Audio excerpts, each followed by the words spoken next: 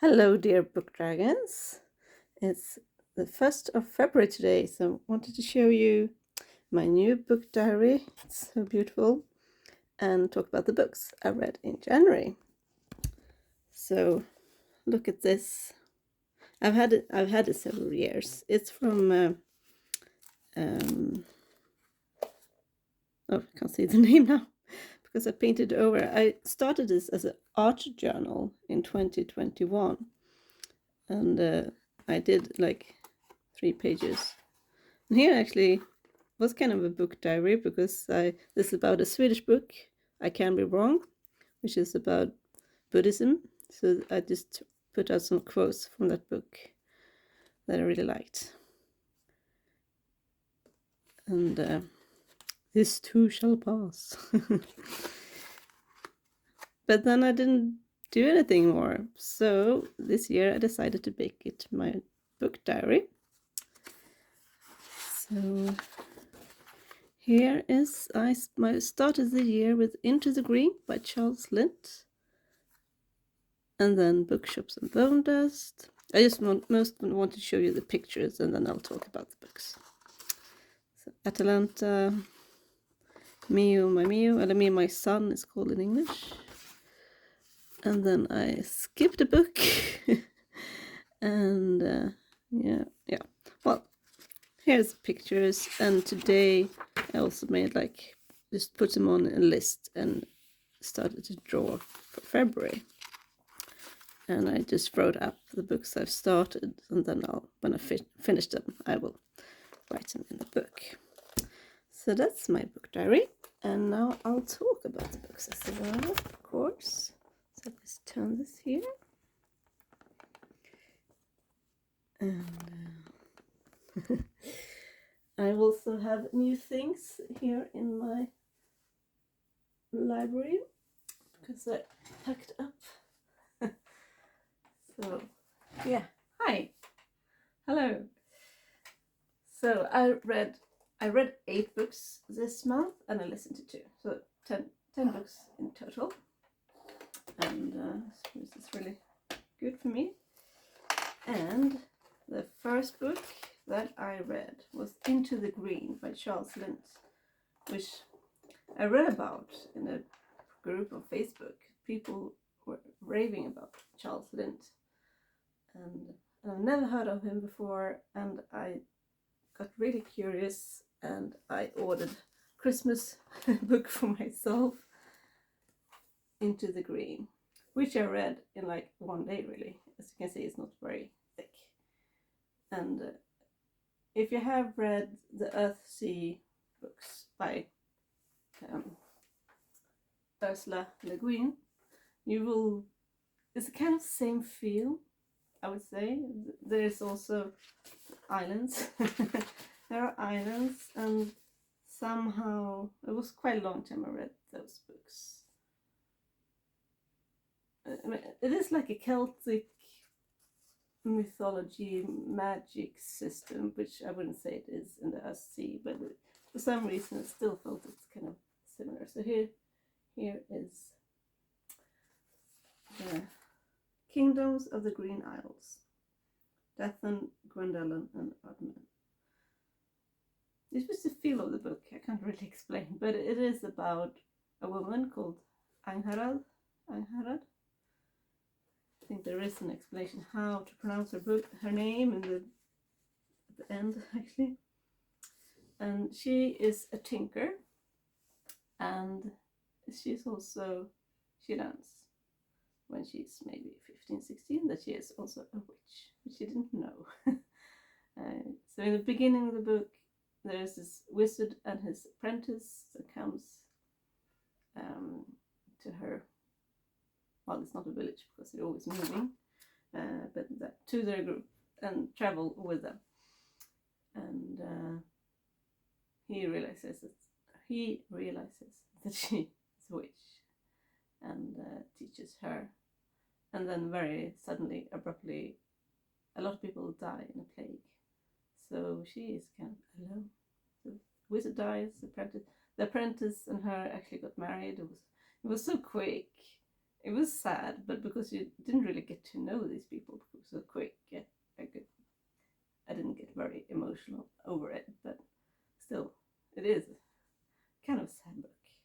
But she doesn't really want to live, but she continues on, and it's all these magical beings. Like I said, it's very Celtic.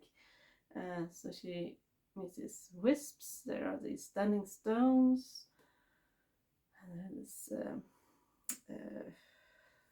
what are they called? Okay, did I do a drawing about it? No, I didn't.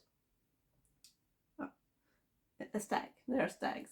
She meets stags, and there's also like little stories woven into it. She meets this wizard who lives in a tree, and I just adore that story. And then you also meet someone who lives in a total different kingdom, who finds the lost kingdom because it's under sand, and he finds this magical box, which is really dangerous to the green people, the witches. Well, it's kind of complicated, but so she's a witch, she's a tinker, and she's a harpist. So when you all those three, there's something special. It was a beautiful, beautiful book. I would have loved to read double. It felt a bit too short, but it was still perfect. So if you want quick magical read Into the Green. And I'm really interested to read more of him. And I think most of his books are in a series, so I haven't ordered any. Because they're in our world, they're not set in this magical world. Anyway, so 5 stars for that. And then I read a book I don't have here because I lent it out, but that was Bookshops and Bone Dust. And I just adored it. It's so cute and funny and very flirty, I would say. And it's about Viv, who's an orc, who I met in the first book, Legend and Letters. But this is before Legend and Letters. And she has had an injury in all the battles she's doing. So she can't continue with that, so she has to rest in this little town by the sea called Merk. And there she gets some friends. And she meets Fern, who's a ratkin. You meet a ratkin in another ratkin in Legends and Letters, but this Fern, she has a bookshop, which is very neglected. And she has this fluffy Griffith, who is kind of a mix of dog and bird somehow. It's called Pot Roast. And then there's this Meili, who is a dwarf who bakes. And it's just such a cute story. I think my favorite person we do meet is kind of in the middle of the book, though, which is Satchel. And I shouldn't really tell you about Satchel because I will spoil stuff, but he was just the most funniest being ever.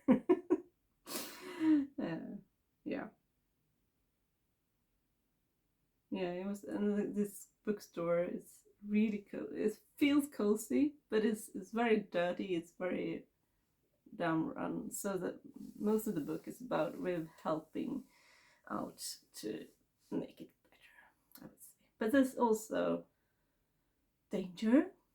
There's mysterious things going on. So it's more adventurous than Legends and Letters. It's not just reading books. There are actually other things going on as well. So I gave that a 5-star as well. I didn't really have space or a feeling to draw a whole bookshop, so I just draw a little sign to Fizzlebur, which is the bookshop, and a little dog, not a dog, Griffith, and some baking stuff.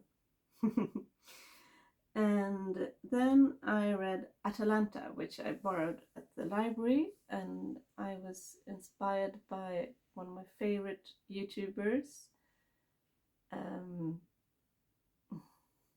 I always forget record. Sorry, because I know that you actually watch my videos, which makes me so happy. That's amazing. I hope I'll find it. It doesn't matter. But I read Atalanta at your lovely review, and I loved it. It was so good. It was about this. It's a Greek retelling about Atalanta, who was born and put on a mountain town directly. She's daughter to a king who didn't want a daughter, so she just got rid of her. And there was this bear who had cubs, who takes her in. She grows up with a bear for maybe, I don't know how long, but maybe a year or something. And they live in this forest where Artemis is the goddess of that forest. So she kind of takes care of her, and then she moves in with Artemis and her nymphs. And I think my favorite part of the book is the beginning, when she grows up, when she gets stronger and stronger and learning to hunt. And it's just so beautiful, written about the forest, really. But it's also, as it often is in Greek myths, very hard to say that. It's tough. Even if Artemis is a very benevolent goddess, she's also very hard about her rules, because no men are allowed in this forest. You're not allowed to have a man, you're not allowed to marry, you're not allowed to have. And even if you're actually being assaulted, it's, which I found really shocking, and Atalanta found that also very shocking, obviously. So it is harsh. And then the second part of the book, or maybe I should say third, is the adventure with going with Jason and his Argonauts to find the Golden Fleece, which was also very interesting part of the book, because you get to see that story from her view, and she's the only woman on that ship until they meet Medea. And there's also some love stories. And when I read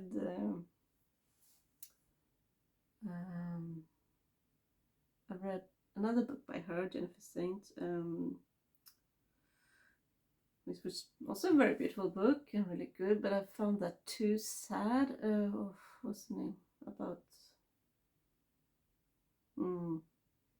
no, it doesn't matter, but it was good, but I felt it too sad. But this isn't too sad. This is definitely our sad moments, but there is still this female power, and I dare say a happy end.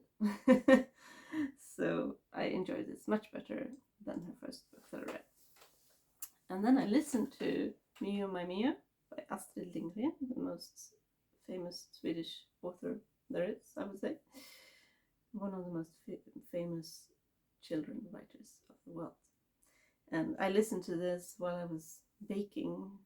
It's my birthday on Monday, so I've been baking a lot. Yeah, so I listened to that. It's a great way to listen to books while you're doing other things. And I also been trying to lay puzzles, but I haven't. I started it and then I just left it there.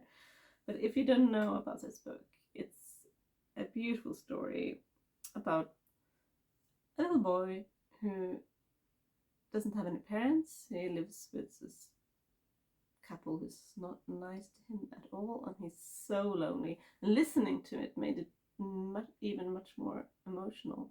It was like a theater radio with different voices and stuff. And yeah, it's really sad in the beginning. And then magically he found this bottle with a what's it called? It's not a spirit. You don't say spirit.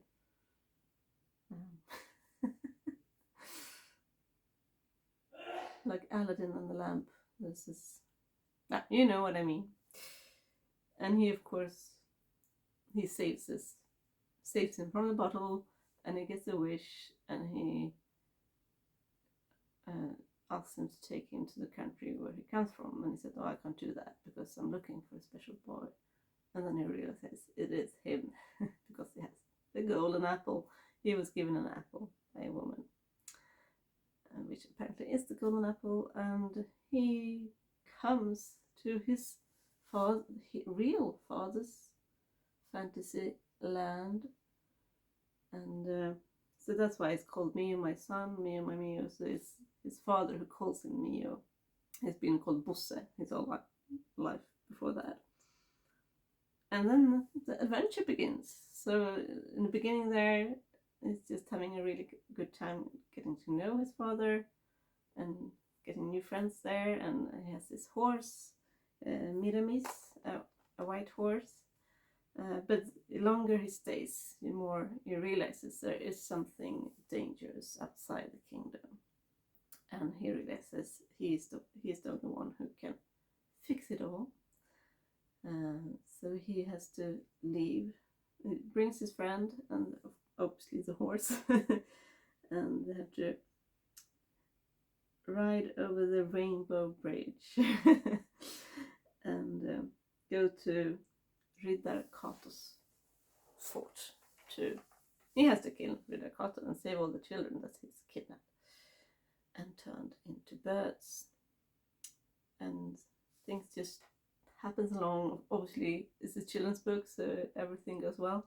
But it's quite a dark story, and I probably shouldn't talk about the end, but it's a very interesting end. Well, yeah, I can say it because even if you know it, you will still want to read it. But because actually, just before he kills Kato, he has this heart of iron. No, stone. Heart of stone. And he is happy to die because he's been miserable all his life. I don't remember exactly what he says, but he's like, "Oh, thank you." So that's interesting. He didn't want to suffer anymore. And then I started reading a book. I have it. I didn't bring it here, but Powerless. I read by Lauren Roberts. I was actually given it to me by the Swedish.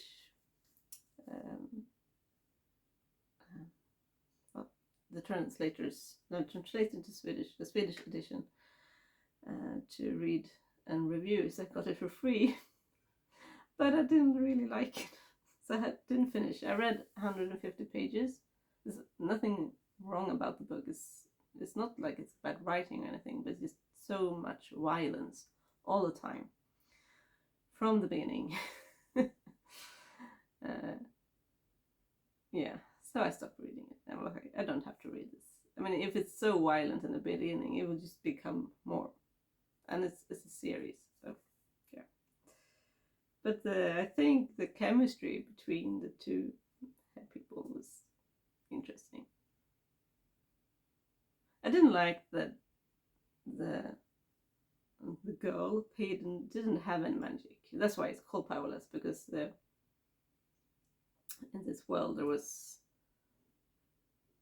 this plague and people got magical, the ones who survived got magical abilities, but not everyone.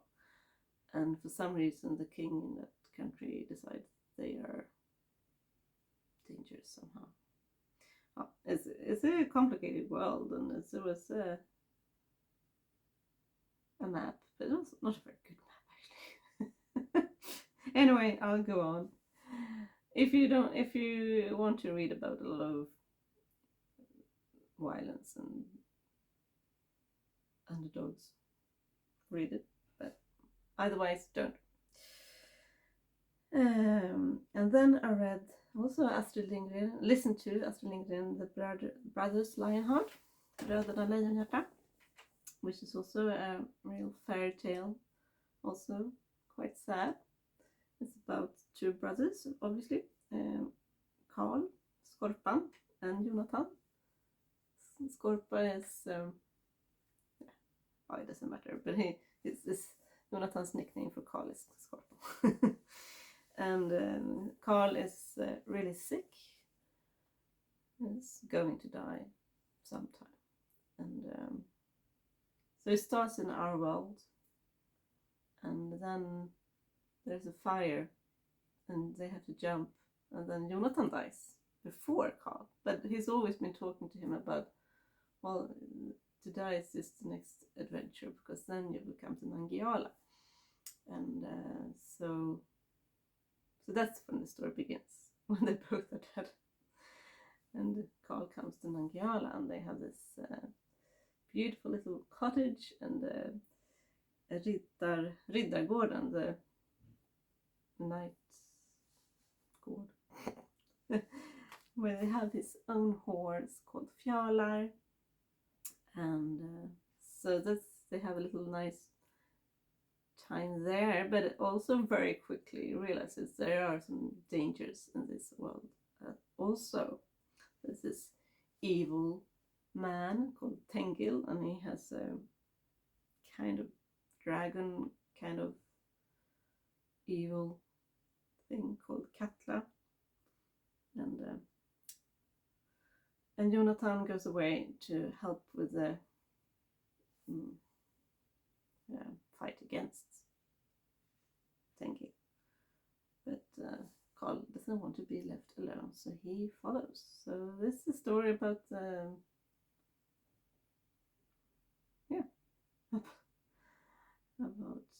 rising against the oppressor. And it's a beautiful story. And obviously I read them before several times, but this was the first time I listened to them. And then I read a Rosamund Pilcher book, When the Storm Comes. It's called The Day of the Storm in English. I read it in Swedish. It was I found it at the library when I was giving back Atalanta, and I really like Rosamund Pilcher, so I borrowed it, but I was kind of disappointed with it, actually. As you can see, it's a very quick book, so if she had doubled it and give the people more space to get to know them and have more layers, it probably could have been good. So, but I only gave it 3 stars, and it was kind of weird relationships in this book. The woman in this book, her mother dies, and after she's died, she goes to find her grandfather, who is a very famous artist, and she gets to know her cousin and another man in this little village in Cornwall, and it's kind of weird, because his cousin wants to marry her, but that's only because he thinks they should get married to keep the family house for both of them. So it's just really weird in that way. Yeah, so yeah, I wouldn't recommend this. She has written much better books. And then I read a fantasy book called Cursed Crowns. It's the second book in a series of 3, so I'm actually getting the third one on Monday, on my birthday. I read the first book maybe 2 years ago, and so I had to reread little bits on the end. This was a really good continuation. I found I remembered the people were really good, actually. So there was some books it's like, but who was that? But it went fine to read this. It's it's a young adult cute fantasy book about 2 sisters, both are queens. In this book they have just become queens, and one of them has grown up in the castle, the other one, they're both witches, the other one has been brought up by witches. The first one lived in the castle, didn't know she was a witch until they met, but now they do live together, and they have to make the people accept them for being both witches and their queens, which is not going very well. And because of a lot of things, dramatic things that happen in the first book, the second one goes to another country to do stuff. I shouldn't say what, because that would be telling, but I really enjoyed this book, and we also, of course, get to know new people and new places. Yeah, it was really good. So I can't really say more because it's the second book, but I give it 4.5 stars. Fun, lighthearted, and interesting magic, and nice romance. Very cute, romantic.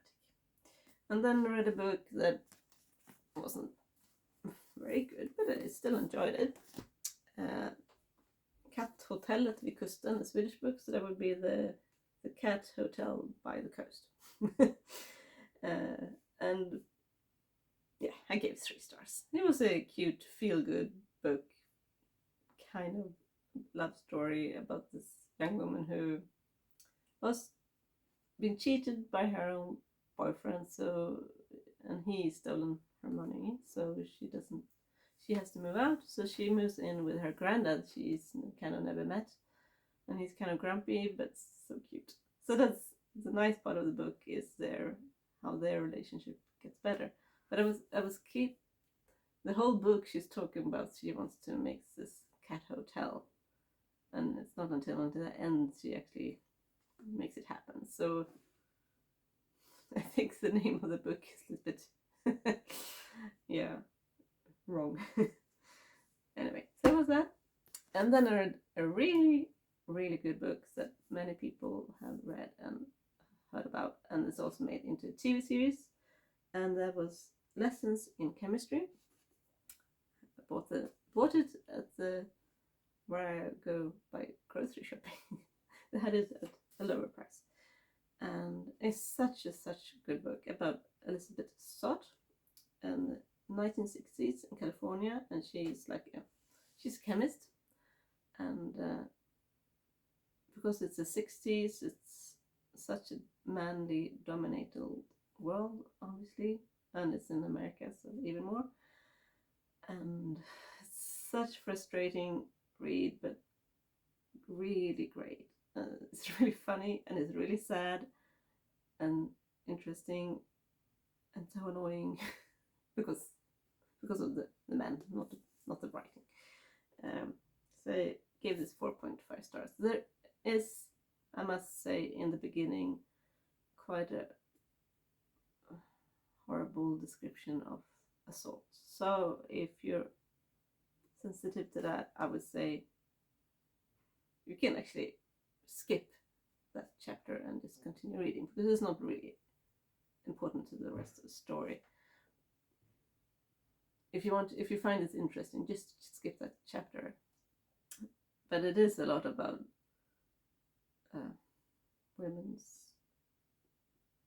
I wouldn't say rights, because she of course fights for her rights, but it's not easy. So you find it frustrating, maybe you shouldn't read it. Yeah, I really loved reading about her daughter and the dog. 7:30, 7:30. I don't know, because I read in Swedish. I don't know exactly what it's called in English.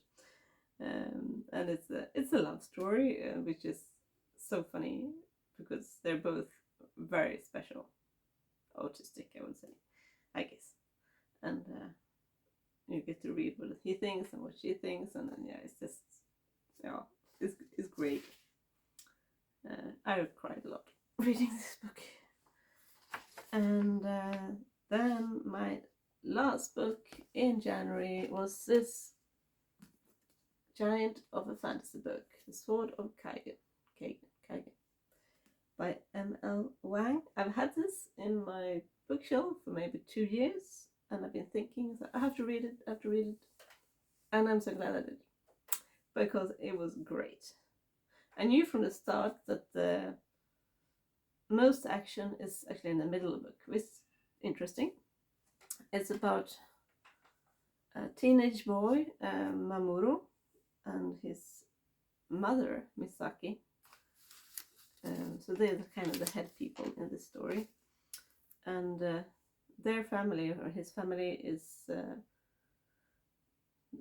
head of head family in the village where they live, and their magical ability is around water. So a lot about snow and ice and water, and it's such cool descriptions on magic.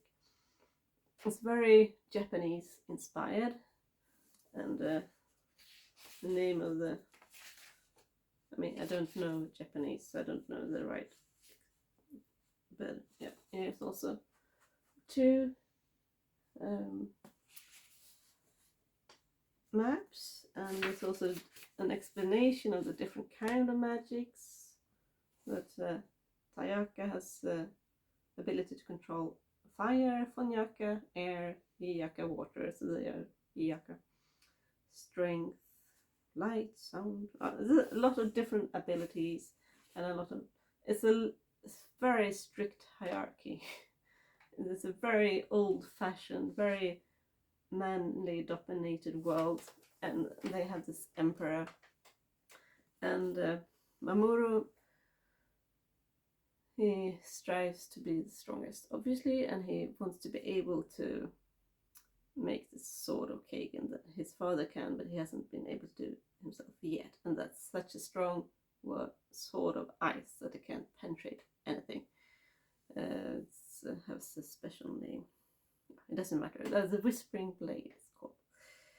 And Misaki, his mother, we get to follow her when she was a teenager, and she went to the school outside Kagan, so she knows what happens in the rest of the world and how Kagan is looked upon, and she knows how indoctrinated her world is, but nobody else. She's not allowed to talk about it.